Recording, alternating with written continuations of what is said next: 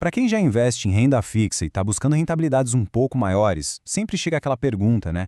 Qual que é o próximo passo? Bom, hoje a gente vai desvendar o universo dos créditos privados. É o caminho para ir além do básico, mas com muita estratégia. E é justamente nessa busca por um retorno melhor que a gente acaba se deparando com aquela sopa de letrinhas, né? CRI, CRA, debêntures e junto com elas, claro, as dúvidas sobre os riscos. O nosso objetivo aqui é exatamente colocar uma luz nesse cenário e trazer mais clareza. Ok, para a gente entender o que é o crédito privado, o primeiro passo é saber onde ele se encaixa no mapa dos investimentos. Pensa nele como a renda fixa avançada. A grande maioria de nós, investidores, conhece bem aquele caminho mais seguro da renda fixa tradicional, né? Aquela que é garantida por grandes bancos.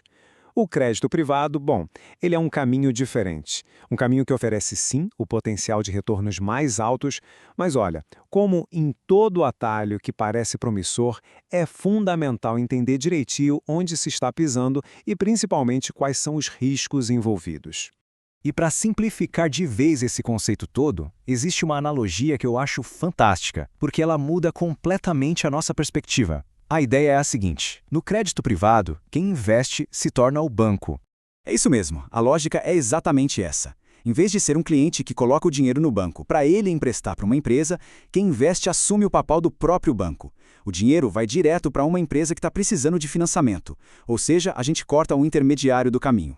Vamos dar uma olhada na diferença na prática. De um lado, no CDB, o dinheiro é emprestado para o banco e tem aquela proteção do FGC. Do outro lado, no crédito privado, o empréstimo vai direto para a empresa. O que isso significa? O risco é direto da empresa, não tem FGC. Mas, em compensação, a recompensa potencial também é maior. E por que isso acontece? Simples, porque não tem ninguém dividindo o lucro. Aquele retorno que ficaria com o intermediário, com o banco, agora pode vir para o bolso de quem investe. E já que a gente está nesse papel de banco, agora temos à disposição um cardápio de opções de instrumentos para emprestar o nosso dinheiro. Vamos dar uma olhada nos principais pratos desse cardápio. Então, nesse nosso cardápio, os pratos principais são, primeiro, as debêntures. Pensa nelas como um empréstimo direto para grandes empresas. Depois, temos os CRIs e CRAs, que são focados em financiar setores bem específicos, o imobiliário e o agronegócio. E por último, os já conhecidos LCIs e LCAs. Apesar de também financiarem esses mesmos setores, eles são emitidos por bancos e por isso tem aquela proteção do FGC que a gente já conhece. Essa tabela aqui ajuda a organizar as ideias e a gente enxergar as principais diferenças. Repara só na coluna garantia. A maioria desses ativos não tem a proteção do FGC e é exatamente aí que mora o risco. Por outro lado, dá uma olhada na coluna tributação. Muitos deles oferecem isenção de imposto de renda, o que é outro atrativo e tanto. A chave do jogo aqui é sempre analisar essa balança.